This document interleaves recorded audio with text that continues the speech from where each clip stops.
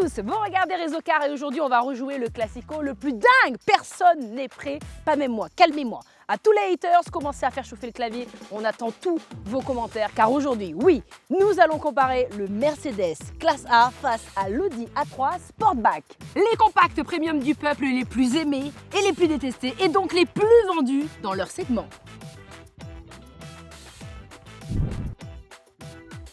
Déjà, on va me demander pourquoi il n'y a pas de BMW série 1 dans ce comparatif. Eh bien, je vous répondrai en toute logique et très calmement, parce que je fais ce que je veux. Le concept de tous ces modèles, c'est bien évidemment de mettre en avant toutes les qualités haut de gamme qui ont fait la réputation de leurs marques respectives dans une voiture plus compacte et donc plus abordable. Car finalement, c'est pas tant le modèle qu'on a envie de s'offrir, c'est plus un badge pour flatter l'ego. Non mais moi c'est clair, c'est Audi ou rien. Tu sais vraiment pas ce que tu rates. Si l'on s'intéresse d'abord au design extérieur, pour la classe A dernière génération, on a perdu un peu de l'attitude plutôt agressive de la troisième génération. Aujourd'hui, elle semble plutôt mature et sûre d'elle, avec un look forcément un peu plus sage. A l'inverse, l'Audi A3 est ce qu'elle est depuis le début. Avec une allure plus assertive que jamais, les phares travaillés et la calandre généreuse lui offrent un visage très affirmé, tandis que les ailes gonflées font de cette compacte une voiture musclée qui semble prête à en découdre même quand elle est à l'arrêt. On va pas se mentir, hein, si on cherche une compacte premium, c'est aussi parce qu'on kiffe les looks un peu badass. Et de ce côté, c'est vrai qu'Audi nous propose toujours des looks bien plus vénères que les concurrents. Ouh, attention, j'ai peur. En gros, c'est une voiture qui, comme moi, n'a pas froid aux yeux. Au niveau des coffres, Mercedes est à 370 litres et Audi à 380 litres. C'est pas si différent que ça. Mais bon, c'est comme comparer un 36 avec un 38. Quand tu pousses un peu, ça finit toujours par rentrer, donc c'est vraiment pas là qu'on va les départager. À l'intérieur de l'Audi, sans chercher à bousculer les codes et les habitudes, la planche de bord fait preuve d'une recherche esthétique qu'on ne trouverait guère dans les précédentes versions. Mais surtout, qui dit Audi dit qualité et finition irréprochable. Cette fois encore, l'A3 est la référence absolue de sa catégorie. Les matériaux, pour les sièges et les plastiques, sont du meilleur niveau et les ajustements parfaits. L'intérieur dégage donc ce sentiment de qualité et de luxe qu'on recherche dans une premium. La promesse est tenue. À l'intérieur de la classe A, par contre, il faut reconnaître que c'est une toute autre expérience. C'est sûrement un des plus beaux intérieurs qui se fait en ce moment. Regardez-moi cette console avec ce double écran sous une seule dalle vitrée, ces aérateurs ronds, l'ambiance lumineuse, les sièges semi-baquets. C'est vraiment une autre dimension, une nouvelle expérience que nous offre Mercedes avec quelque chose d'obsessionnel.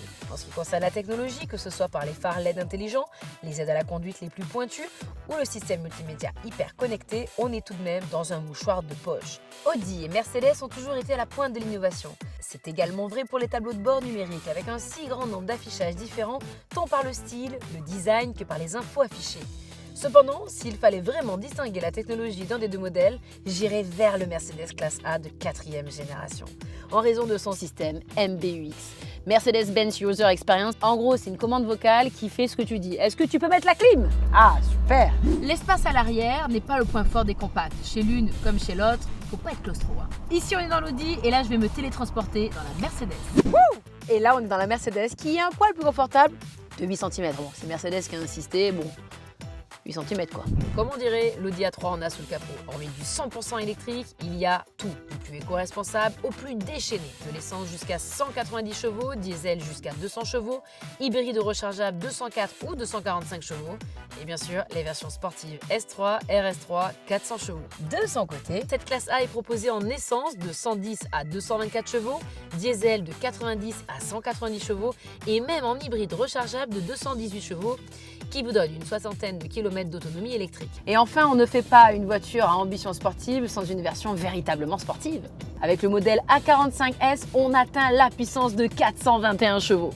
Mais là où on peut comparer les deux fauves, c'est vraiment par rapport au comportement. Ah mais tiens. Comportement, bah ouais.